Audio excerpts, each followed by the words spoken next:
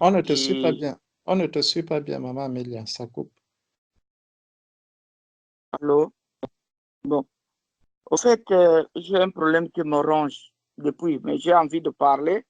J'ai la bouche qui pèse et tout. Donc, je me suis dit, mais est-ce qu'il faut-il que je parle ou faut-il? Mais j'ai d'abord demandé au Seigneur, j'ai prié pour que je puisse ouvrir ma bouche. Et en fait, il y a beaucoup de gens qui ne connaissent pas mon âge. Et je dirais que c'est long.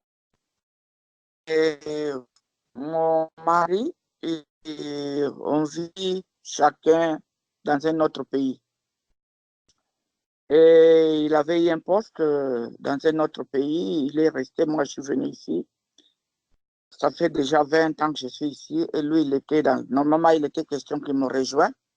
Mais il n'est pas venu parce que, bon, il a été tenté par le monde. Il avait l'argent maintenant. Bon, c'est les filles, les petites filles. Donc, elle a eu faire des dégâts là-bas, même c'est diplomatique, quoi, c'est-à-dire ce qu'on appelle des dégâts. Bon, là, à ce moment, bon, j'avais appris tout ce qu'il avait fait là-bas, et ça m'avait fait beaucoup mal. Il a eu des enfants de gauche à droite. Donc, ça fait 2 ans que je suis au courant qu'il est même parti avec une petite fille de 16 ans. Et qu'il a enceinté et ils ont des enfants. Ils ont eu des bébés qu'il a abandonnés. Donc, c'est très mal. Je me suis dit, bon, qu'est-ce que je dois faire pour cet enfant? Je voyais cet enfant comme fille, elle est ma fille, quoi. L'âge qu'elle a, elle n'a même pas l'âge de ma première fille. Donc, elle est plus âgée que ma première fille. Je dis, mais ça, c'est quoi ça? J'ai cherché le numéro de téléphone de cette petite et je l'ai appelée. J'ai parlé avec elle. Elle, elle était en larmes au téléphone. J'ai dit, vous savez avec qui vous parlez? J'ai dit, oui, on m'a dit que vous êtes son épouse. J'ai dit, oui. Donc, elle était en larmes. Elle ne pouvait pas parler. Elle était là. Elle disait des choses. J'ai dit, il m'a fait... Je suis maintenant mes parents. Ils m'ont mis dehors. Je me trouve dans la vie avec un enfant. Donc, là, il a abandonné l'enfant. Ce n'est pas seulement elle là. Il y en a encore d'autres. Il a abandonné cette fille avec un bébé de...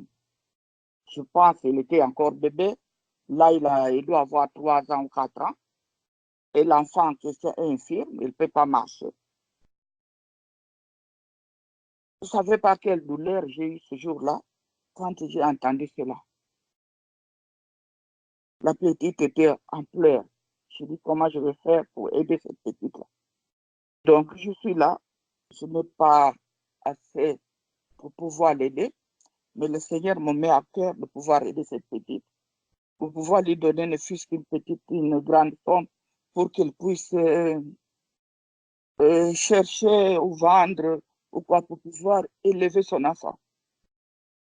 Mais la question qui me vient à cœur tout à l'heure, est-ce que nous, les chrétiens, on peut aider les gens qui sont des païens? Comme cette fille-là, elle est païenne, elle ne connaît pas le Seigneur. Est-ce que nous pouvons aider cette femme, cette fille-là? C'est ma question.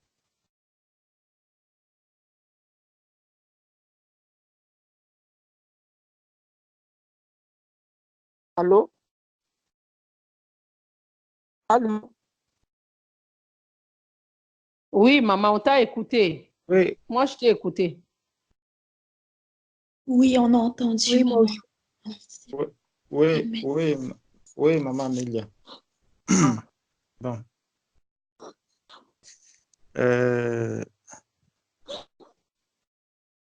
Je crois que le Seigneur, la parole de Dieu nous dit dans Jean 3,16 que nous connaissons tous, que car Dieu a tant aimé le monde qu'il a donné son Fils afin que quiconque croient en lui ne périssent point, mais qu'il ait la vie éternelle. Donc, Dieu est venu pour sauver celui qui croit en lui. Dieu n'est pas venu pour sauver les chrétiens uniquement, parce que déjà, on ne naît pas chrétien, on devient chrétien. Ça veut donc dire que avant d'être chrétien, on était d'abord païen, on était d'abord dans le monde. On était d'abord dans les ténèbres. C'est pour ça que le Seigneur nous dit dans Colossiens 1, verset 13, qu'il nous a délivrés de la puissance des ténèbres pour nous amener dans le royaume du Fils de son amour. Donc nous étions d'abord dans les ténèbres. Dans Romains 3, il dit que car tous ont péché et sont privés de la gloire de Dieu. Donc nous étions tous des pécheurs. Nous étions tous des gens perdus. Maintenant, Dieu qui nous a appelés à son admirable lumière, Dieu qui nous a appelés des ténèbres à la lumière, il nous dit qu'on n'allume pas une lampe pour la mettre sous le boisseau. La lumière est faite pour éclairer. Donc, lorsque je suis à un endroit, il faudrait que ma lampe puisse éclairer. Ma lampe doit éclairer dans ma famille, ma lampe doit éclairer dans mon lieu de travail, ma lampe doit éclairer partout où je suis. La lampe que le Seigneur nous a donnée doit nous éclairer. Donc, quand on regarde dans Jacques, prenons Jacques chapitre 1 au verset 27. Jacques chapitre 1, verset 27. Nous dit, attendez. La religion pure et sans tache devant Dieu notre Père consiste à visiter les orphelins chrétiens et les veuves chrétiennes dans leurs afflictions et à se préserver des souillures du monde. Est-ce que c'est ce que la Bible dit? La Bible nous dit que la religion pure et sans tache devant Dieu notre Père consiste à s'occuper des orphelins. Il n'a pas dit des orphelins qui sont chrétiens ou des orphelins qui sont païens. Non, il a dit à visiter les orphelins. Donc, peu importe la classe d'orphelins, peu importe la catégorie d'orphelins, nous devons les visiter. Donc, je dois, et quand je vais y visiter un orphelin, je sais qu'un orphelin n'a rien. Est-ce que j'irai visiter un orphelin bras ballants?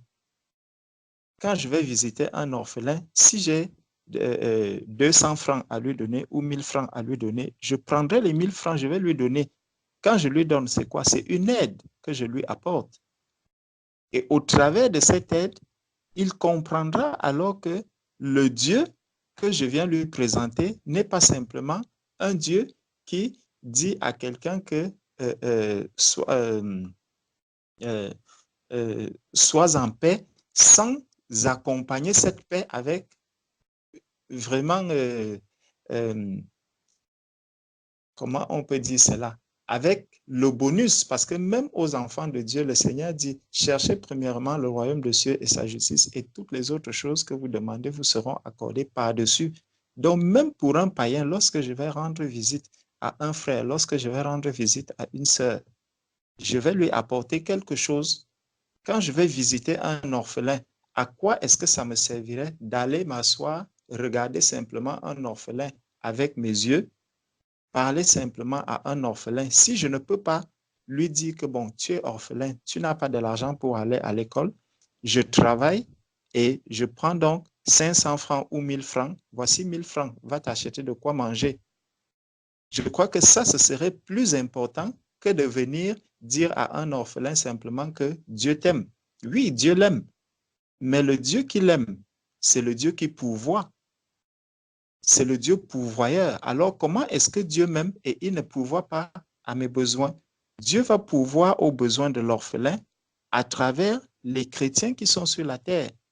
Il va pourvoir aux besoins de celui qui est dans le besoin à travers les chrétiens qui sont sur la terre. C'est pour ça que le Seigneur, c'est de ces œuvres-là que le Seigneur parle dans Éphésiens 2, chapitre 10.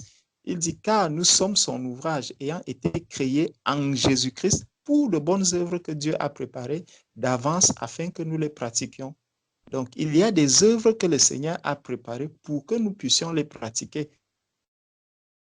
Et ces œuvres, justement, elles vont concerner ces personnes qui sont des chrétiens qui sont dans le besoin, des païens qui sont dans le besoin, parce que tous les chrétiens, il y a bien des chrétiens qui peuvent avoir des besoins, par exemple, les besoins matériels. Il y a des païens aussi qui auront des besoins matériels. Et en aidant un païen, cela peut l'amener aussi à comprendre que, d'habitude, quand je vois, par exemple, les gens de la Croix-Rouge, un jour, il y a une sœur, la sœur Ruth, qui avait eu à cœur vraiment de donner à manger aux sans-abri. C'était en période hivernale. Alors, un jour, elle avait fait beaucoup de plats. Et l'église est partie. C'était une nuit. On est arrivé chez Tata Ruth. On a prié, on a fini de prier. Elle avait fait vraiment énormément de plats qu'elle avait mis dans les paquets. Elle avait fait des paquets de nourriture et on était sortis dans la nuit. On a commencé à distribuer ça à l'intérieur de Paris aux SDF qui sont là à l'intérieur de Paris. Et quand on leur distribuait la nourriture, on venait également leur parler du Seigneur, leur témoigner l'amour du Seigneur, leur montrer que le Seigneur ne les a pas abandonnés, le Seigneur ne les a pas oubliés. Pourtant, toutes ces personnes, ce pas des personnes qui connaissent forcément le Seigneur. Parmi ces personnes, il y a même des musulmans.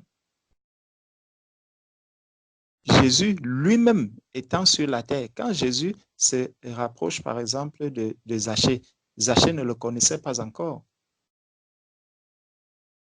Zachée ne le connaissait pas encore. Donc, Jésus s'est rapproché de toutes ces personnes. Il dit donc que la religion pure et sans tache devant Dieu, notre Père, consiste à s'occuper des orphelins et des veuves dans leur détresse. Donc, si tu constates que la personne est dans la détresse, tu dois t'occuper de la personne. Tu dois t'occuper de la personne. Si tu as les capacités, si tu as les moyens de t'occuper d'elle, occupe-toi de cette personne. Ici, il parle des veuves qui sont dans la détresse et ne pas se laisser souiller et à ne pas se souiller par le monde. On peut encore prendre Matthieu au chapitre 25. Matthieu chapitre 25, à partir du verset 31. Matthieu chapitre 25. Matthieu chapitre 25, à partir du verset 31. Voici ce qui est écrit. Lorsque le Fils de l'homme viendra dans sa gloire avec tous les anges, il s'assiera sur le trône de sa gloire. Toutes les nations seront assemblées. Toutes les nations seront assemblées devant lui. Il séparera les uns des autres, comme le berger sépare les brebis des boucs. Il mettra les brebis à sa droite et les boucs à sa gauche. Alors le roi dira à ceux qui seront à sa droite, venez, vous qui êtes bénis par mon Père, prenez possession du royaume qui vous a été préparé dès la création du monde. En effet, j'ai eu faim et vous m'avez donné à manger. J'ai eu soif et vous m'avez donné à boire. J'étais étranger et vous m'avez accueilli. J'étais nu et vous m'avez habillé. J'étais malade et vous m'avez rendu visite. J'étais en prison et vous êtes venus vers moi. J'étais en prison et vous êtes venus vers moi. Bon. Attendez.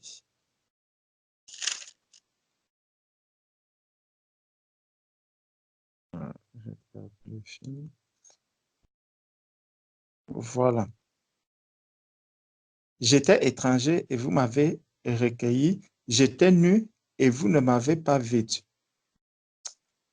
Qu'est-ce que je suis en train de...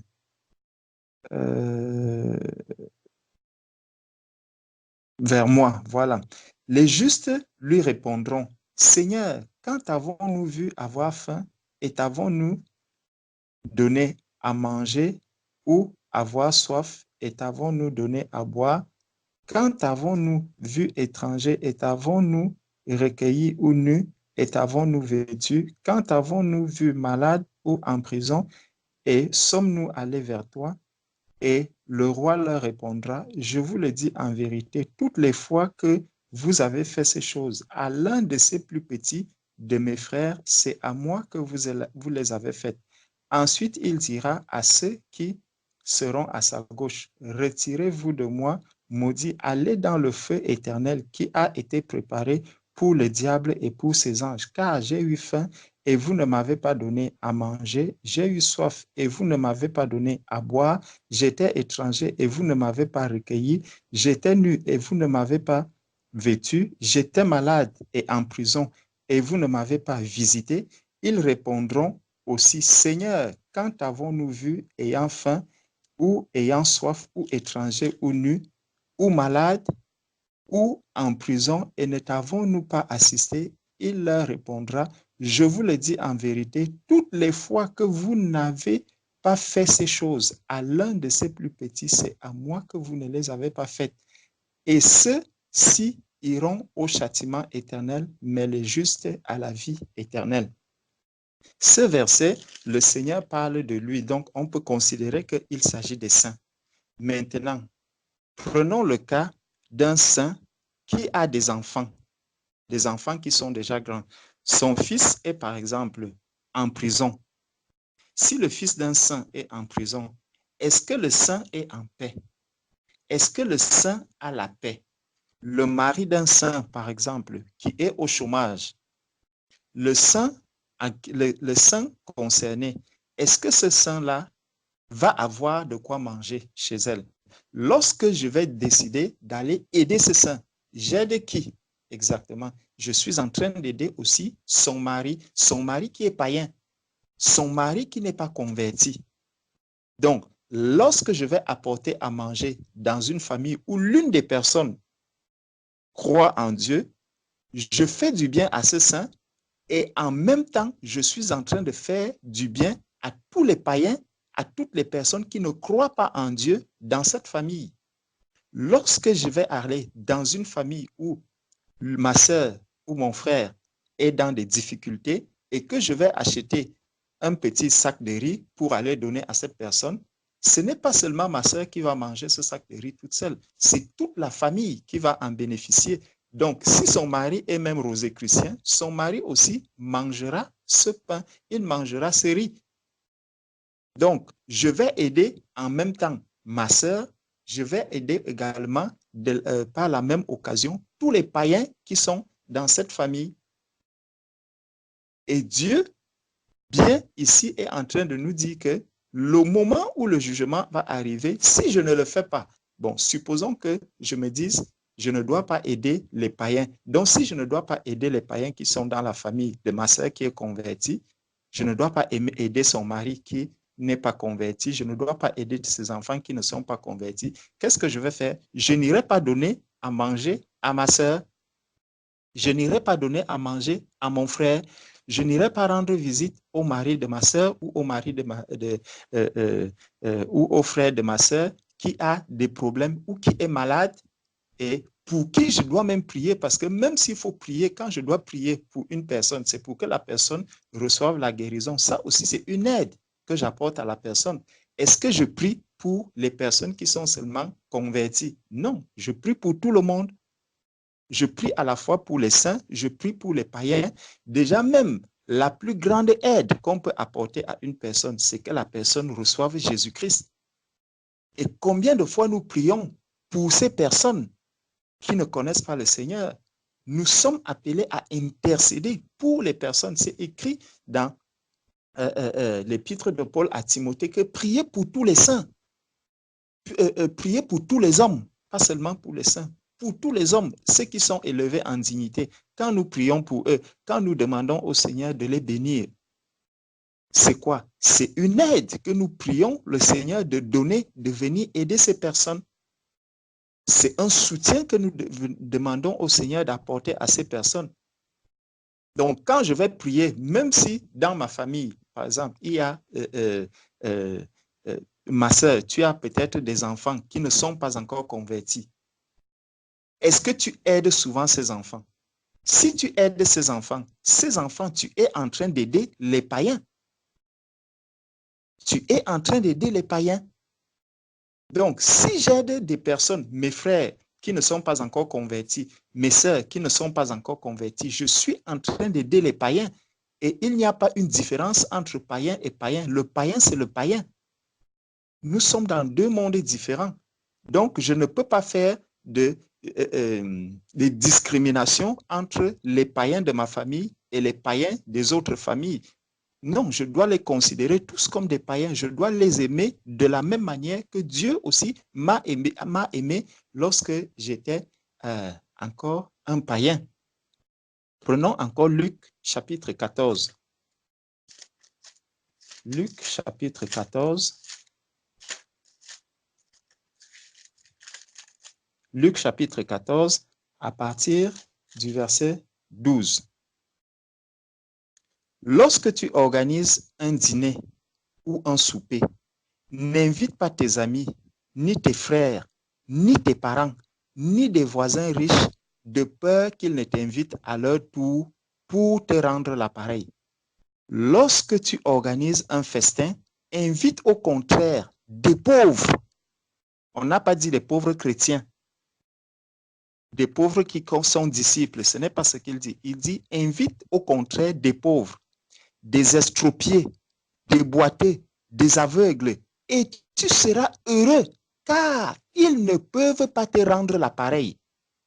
Donc, aide cette jeune fille, parce qu'elle ne peut pas te rendre l'appareil, elle ne peut pas t'aider, elle ne peut pas venir subvenir à tes besoins. Si toi, tu peux subvenir à ses besoins, fais-le. Parce que c'est une joie, tu seras alors heureuse de savoir que je suis en train d'aider une personne qui en aucun jour ne pourra aussi m'aider de la sorte. Et ça te fait une joie parce que tu es en train d'obéir à la volonté de Dieu. C'est une œuvre que Dieu a préparée d'avance pour toi, pour que tu l'accomplisses.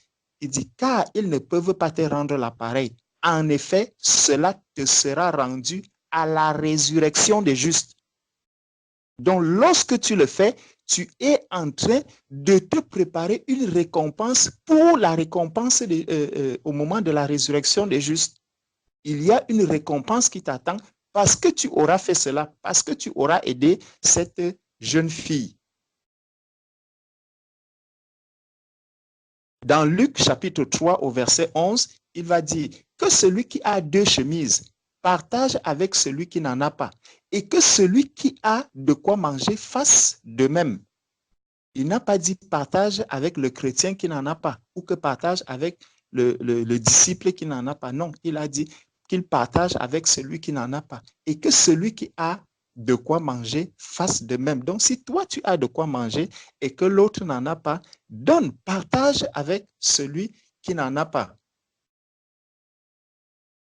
Je crois dans 1 Jean encore, dans 1 Jean chapitre 3, du verset 17 au verset 18, il est dit, si quelqu'un qui possède les biens de ce monde voit son frère dans le besoin et lui ferme son cœur, comment l'amour de Dieu peut-il demeurer en lui?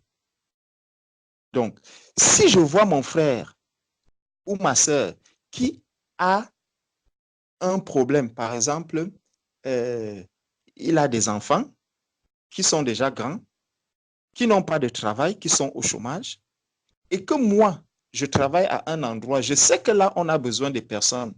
Si je ne viens pas dire à mon frère ou à ma sœur, que ma sœur, mais tes enfants là, est-ce qu'ils travaillent? Non. Mes enfants, ils cherchent du travail, ils ont fini des études, ils ne trouvent pas du travail. Si je dis à ma sœur que bon, viens déposer un dossier là où je travaille là, peut-être Dieu fera grâce. Et qu'on recrute la personne. Qu'est-ce que j'ai fait? J'ai aidé ma soeur, j'ai aidé mon frère, et l'aide que je vais lui apporter en ce moment, j'apporte l'aide à qui? J'apporte l'aide à ma soeur, mais en même temps, j'apporte une grande aide à son enfant. Je ne suis pas en train de lui apporter cette aide pour qu'il se convertisse. S'il arrive à se convertir, gloire à Dieu. S'il ne se convertit pas, gloire à Dieu toujours. J'aurais fait ce que Dieu, il attend de moi.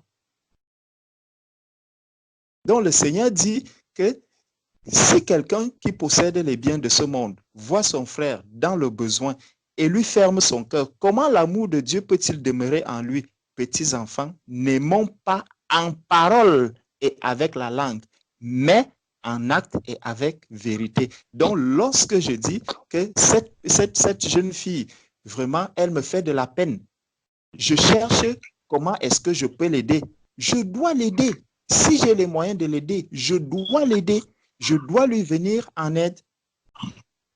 Je dois lui venir en aide. Je ne dois pas la laisser. Donc, on peut encore prendre, je crois, Ésaïe. Prenons encore Ésaïe, chapitre 58. Ésaïe, chapitre 58.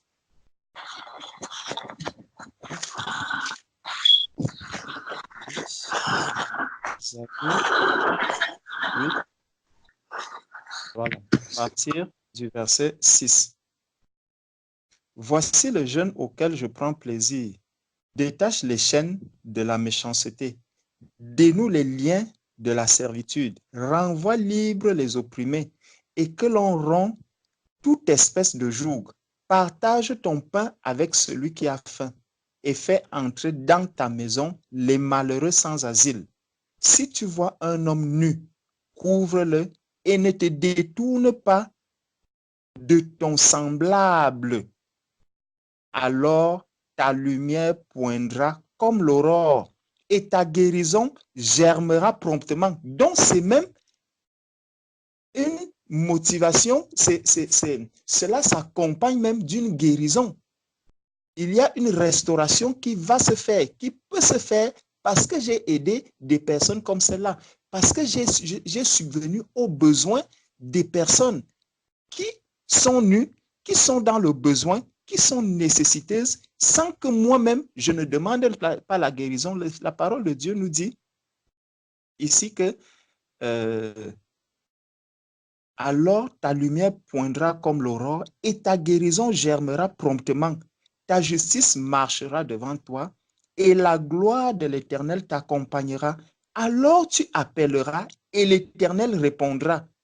Tu crieras et il dira, me voici. Si tu éloignes du milieu de toi le joug, les gestes menaçants et les discours injurieux, si tu donnes ta propre subsistance à celui qui a faim, si tu rassasies l'âme indigente, ta lumière se lèvera sur l'obscurité et tes ténèbres seront comme le midi.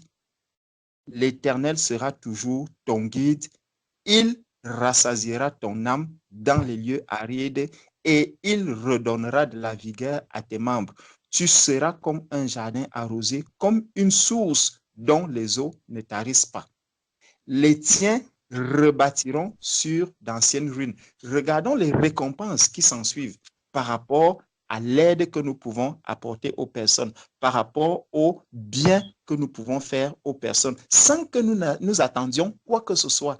Donc, je vais le faire sans m'attendre à quoi que ce soit. Et comme Dieu qui sonde les cœurs et qui sonde les reins verra que je suis en train d'aider des personnes qui ne m'apporteront rien, qui ne me donneront rien en retour, Dieu, lui, il peut venir dans cet amour immense, dans cet élan d'amour qu'il y a dans mon cœur, apporter la guérison aux maladies qui sont en moi.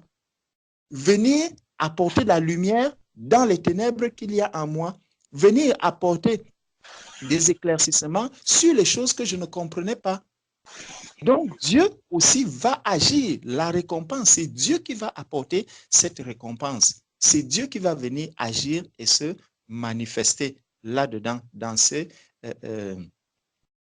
grâce qu'il m'a donnée de pouvoir manifester le bien. Donc, on peut également prendre Lévitique verset 25. Voilà, Lévitique verset 25 au verset 35. Si ton frère devient pauvre et qu'il manque de ressources près de toi, tu le soutiendras, même s'il s'agit d'un étranger ou d'un immigré, afin qu'il vive avec toi. Donc, le Seigneur nous appelle vraiment à manifester le bien, à aider tous ceux qui sont là autour de nous. Nous ne devons pas sélectionner. Je ne dois pas dire, ah, je vais aider seulement les chrétiens. Oui, si un besoin maintenant, s'il y a un chrétien et un païen qui sont dans le besoin, la première question que je vais me poser, qui est-ce que je devrais aider en premier? Est-ce que je vais aider le chrétien ou est-ce que je vais aider le païen?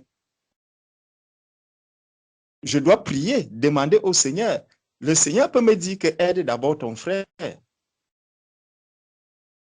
Aide d'abord ton frère.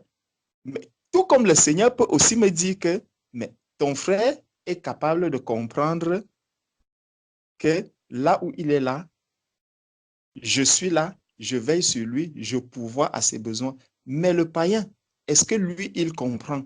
Est-ce que lui, il va comprendre cela? Donc, ça, je devrais aller au pied du Seigneur, prier le Seigneur pour que le Seigneur me révèle. Parce que souvent, on peut dire que non, si je me trouve dans une situation comme celle-là, je vais d'abord aider le chrétien parce que c'est mon frère. Oui, c'est la vérité. Je dois aider mon frère, mais en même temps, je peux appeler mon frère et dire, bon voilà, tu vois, tu as besoin de 2000 francs. Regarde le tonton qui est là, ce n'est pas un chrétien. Est-ce que tu ne penses pas que si nous lui donnons les 2000, j'ai bien 2000 à te donner, si nous donnons les 2000 à ce tonton, son cœur peut être touché parce qu'il va voir que lui et toi, vous avez le même problème. Mais qu'au lieu de te donner, nous venons plutôt lui donner. Qu'est-ce que tu en penses? En tant qu'enfant de Dieu, nous mettons cela en prière. Si nous allons donner les 2000 francs à ce tonton, vraiment, dans la prière, dans l'amour qu'il va voir manifester, le Seigneur peut toucher son cœur.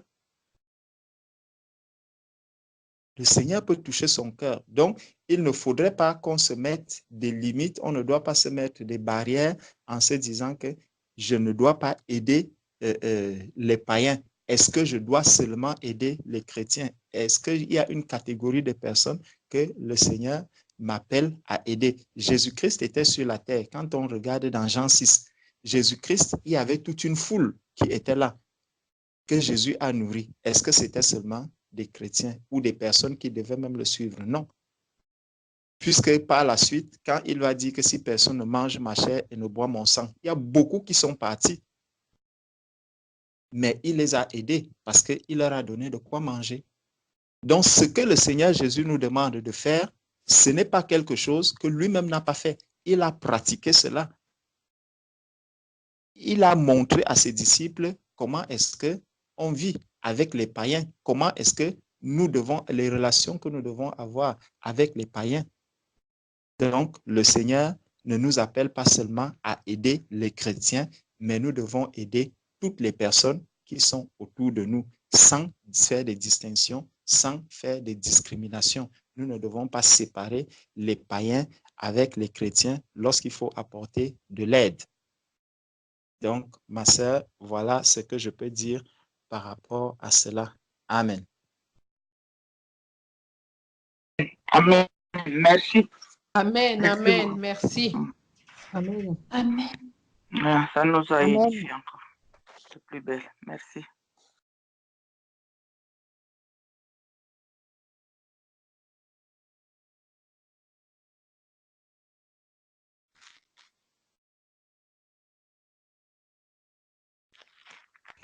Ah, allô? Allô, oui. Allô? Allô, oui. Oui, oui, bonjour, c'est le frère Sébastien. Juste si je pouvais juste ajouter une toute petite chose par rapport à ce que le frère Georges a dit. C'est vrai que nous, en tant qu'enfants de Dieu, en fait, c'est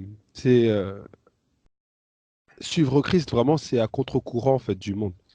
Et comme dit dans le livre, dans les épîtres aux Corinthiens, c'est que la prédication vraiment de la croix, en fait, est une folie pour l'homme. Et c'est vrai que dans ce monde, on aura toujours, la pensée du monde serait toujours d'aider ceux qui nous sont chers, d'aider ceux que nous apprécions, mais de pas forcément aider ceux et celles avec qui on n'a pas forcément de relation. Et si on prend dans Luc 6, en fait, il en parle de ça, parce qu'en fait, le Seigneur, vraiment, lui, va vraiment loin, en fait, dans, dans sa pensée, le Seigneur, parce que c'est vrai que c'est vraiment à contre-courant même de notre chair, parce que c'est vrai que souvent, on pourrait se dire, oui, mais cette personne-là, elle ne mérite pas ça. Mais c'est vrai que le Seigneur, en fait, il connaît toutes choses. Et comme l'a très bien dit le frère Georges, c'est que le Seigneur est venu pour tout le monde. Son amour est pour tout le monde, et nous-mêmes, nous devons manifester cet amour pour tout le monde, et il ne doit pas avoir de distinction. Et si on prend dans Luc 6, en fait, à partir du verset 27, il dit, mais vous, je vous dis, à vous qui m'écoutez, aimez vos ennemis, faites du bien à ceux qui vous haïssent. Bénissez ceux qui vous maudissent, priez pour ceux qui vous maltraitent. Si quelqu'un te frappe sur une joue, présente lui aussi l'autre.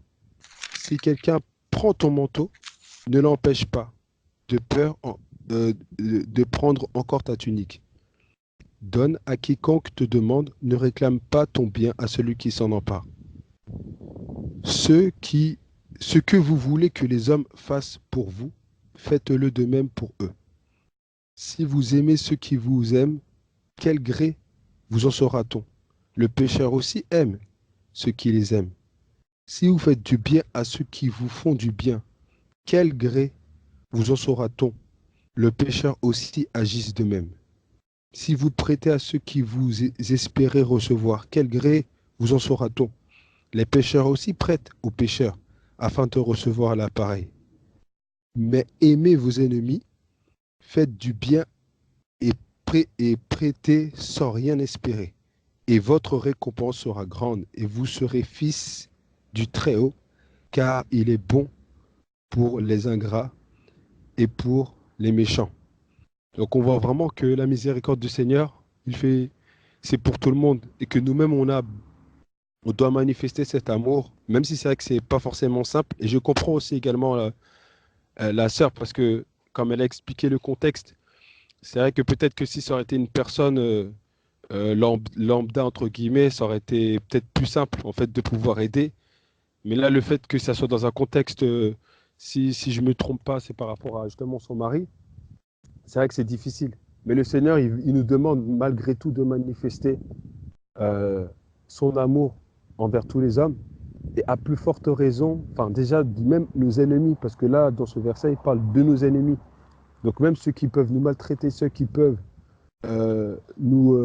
ceux et celles qui sont là, qui ne veulent pas de nous, qui nous insultent, ceux qui ne nous ont pas respectés, toutes ces choses-là, il faut manifester, quoi qu'il arrive, l'amour de Dieu. Parce que nous, c'est notre rôle qu'on doit faire. Après, c'est le Seigneur qui fera en sorte. Donc, à plus forte raison, une personne, cette fille qui peut-être n'a rien, a plus forte raison de manifester l'amour de Christ qui est en nous. Et donc, du coup, faire du bien. Donc, cela, c'est vraiment important. Et comme l'a dit le frère, c'est que toutes ces choses-là, en fait, ce sont des œuvres que le Seigneur, en fait, a préparées d'avance pour chacun d'entre nous. Parce qu'en fait, on a toujours un but, c'est de pouvoir recevoir la récompense qui sera au ciel. Donc vraiment, je prie vraiment le Seigneur, vraiment ma sœur, qu'il te fortifie, vraiment qu'il te conduise dedans, pour qu'il te donne l'amour, vraiment de l'amour, afin que selon ta capacité de pouvoir aider cette personne-là, et même aussi que le Seigneur peut te donner aussi le pardon, en fait, le pardon par rapport à ce qui s'est passé au niveau du mari qui a fait preuve d'infidélité. Vraiment que le Seigneur puisse toucher son cœur, vraiment qu'il puisse se répandre et que même à travers cet acte-là, qu'il puisse voir en fait que Christ, c'est un Dieu qui malgré toutes nos offenses, sait nous racheter de notre condition de péché. Parce que nous-mêmes, nous étions encore pécheurs, Et c'est dans notre condition de pécheur que le Seigneur nous a rachetés. Donc ce qu'il a fait pour chacun d'entre nous, il peut le faire aussi pour beaucoup de personnes. Que le Seigneur vous bénisse. Amen. Amen. Oh. Merci. Bon, moi, je voulais compléter par Amen. rapport au frère. Amen. Au fait, pour ce qui concerne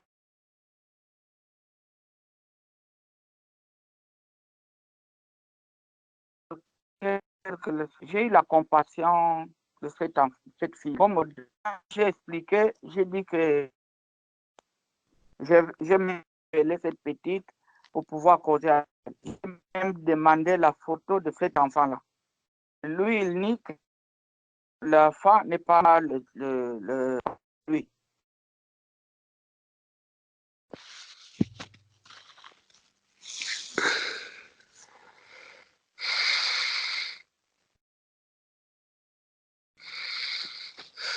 Et quand on enfant, il m'a expliqué comment ça fait.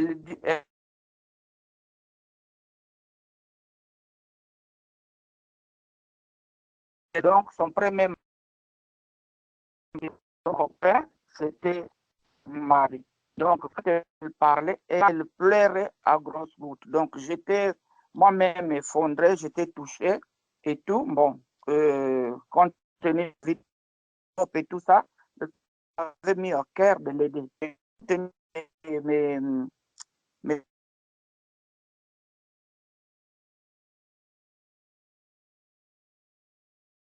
On t'écoute pas bien, maman Amélia. Ça bègue. je ne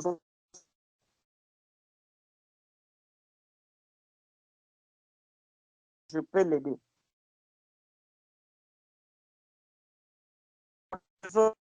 Allô, allô, allô, allô? Oui, maman. Oui, Ça a tellement coupé qu'on n'a pas suivi vraiment ce que tu étais en train de dire. C'est-à-dire, j'étais en train de répondre le frère qui vient d'exhorter. C'est-à-dire, le problème qui est là, c'est pas que je ne veux pas aider cette fille. Le Seigneur m'avait mis au cœur de l'aider. Parce que si moi, j'avais un cœur fermé par rapport à ce que Marie a fait, je n'allais pas appeler cette petite-là. Je cherchais son numéro de téléphone parce qu'il est dans un autre pays, il est en Guinée-Bissau. Donc, j'ai appelé, là-bas, on parle portugais. Comme je parle portugais, j'ai appelé cette petite. On m'a donné le numéro, j'ai parlé avec elle pour lui demander qu'est-ce qui s'est passé, comment elle s'est retrouvée là et tout. J'ai même demandé la photo de cette petite-là, l'enfant. J'ai vu vraiment les traits de mon mari. Donc, quand elle m'a envoyé la photo, j'ai regardé et tout. Bon, j'ai appelé mon mari. Je lui ai dit, mais écoute, qu'est-ce que tu as fait là pour cette petite-là? Elle s'appelle Vanessa. Je lui ai même donné le nom. Elle était vraiment, elle dit, comment? Je suis ça. Qui m'a parlé de ça? Donc, je lui ai parlé. Il dit, oh non, c'est pas mon enfant. Cette fille a parti avec d'autres hommes. Mais la fille confirme. Elle était partie voir la secrétaire de mon mari qui travaille, parce qu'elle était partie là-bas pour travailler. Donc, elle était partie voir la secrétaire pour lui dire, pour dire à la secrétaire que elle avait abandonné, qu'il ne donnait pas de l'argent et qu'elle se retrouve dans la rue avec l'enfant. Donc, elle faisait ses études et tout d'un coup, elle ne peut plus faire des études. Elle a été renvoyée de la maison de ses parents avec un enfant infirme. Ça m'a fait mal quand j'ai entendu ça. J'ai pris le téléphone, je l'ai appelé. On a parlé, elle et moi. Elle était en larmes, elle pleurait. Et depuis là, vraiment, c'est quelque chose qui me ronge vraiment au fond de mon cœur. Donc, c'est pour cela qu'en fait, aujourd'hui, j'ai pu sortir ça. Souvent, on en parle avec Gertrude, la situation de cette petite-là. Donc, pour moi, je préfère, c'est pas quelqu'un a donné 1000 francs ou 5000, ou c'est disons, je parle par rapport au CFA, parce que là-bas aussi, c'est le CFA. 10 euros, 50 euros, c'est quelqu'un que je dois, en fait, regrouper une certaine somme et lui donner pour qu'elle puisse faire le commerce pour pouvoir qu'elle puisse s'en sortir avec son enfant. En fait, c'était mon souhait, c'était ça. Mais il y a quelque part, comme quand on veut faire des œuvres comme ça, le diable aussi nous combat. Donc, il est là pour te mettre des choses dans la tête. Donc, il y avait des doutes qui circulent dans ma tête. Est-ce que je peux aider? Elle est païenne, patati patata. C'est pour cela que j'ai posé au fait la question. Parce que le vouloir est là, mais il y a la guerre qui est là aussi. Donc, voilà, quoi. Et les moyens aussi. Donc, voilà. Merci beaucoup pour l'exhortation parce que, bon, c'est des choses souvent que nous ne savons pas. On lit la Bible, bien sûr, on comprend. J'ai déjà lu certains versets que vous venez de donner, mais il y a toujours des doutes, il y a toujours des choses qui se passent dans la tête et tout ça. Donc, c'est pour cela que j'ai posé cette question, qu'on puisse nous... Je pense bien les sœurs aussi, ils ont pu quand même quelque chose là-dessus. Amen. Merci. Amen. Amen. Amen. Gloire à Dieu.